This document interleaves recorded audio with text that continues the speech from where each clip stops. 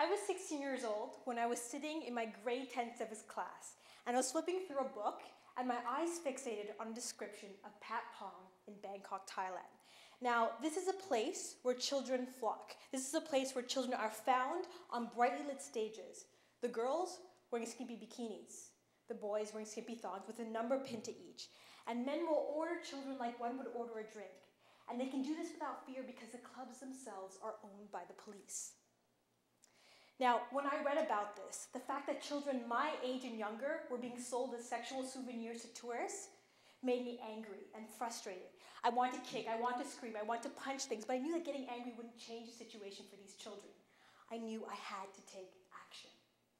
And so, when I was 17 years old, I was convinced. I managed to go to my parents and convince them, along with my high school teacher, to allow me to take 3.5 months off of school to travel to Sri Lanka and to investigate some of the most dangerous aspects of the country, specifically child exploitation.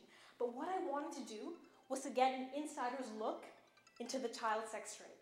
I want to work alongside the police and actually work with them to catch child sex predators. But I was constantly told I was too young and it was too dangerous. So when the chairman of the National Child Protection Authority of Sri Lanka offered me the opportunity to play the main role of the decoy, a 15-year-old child in prostitution, in an undercover sting operation that would bring a 40-year-old child sex predator to justice, I jumped at the opportunity. Because what the police were doing was they were tracking a man. He was married with 2 kids, the assistant general manager of the finance department of a multinational corporation. And this man had been posting on a child pornography site that he was interested in very young children. My job was to meet with him.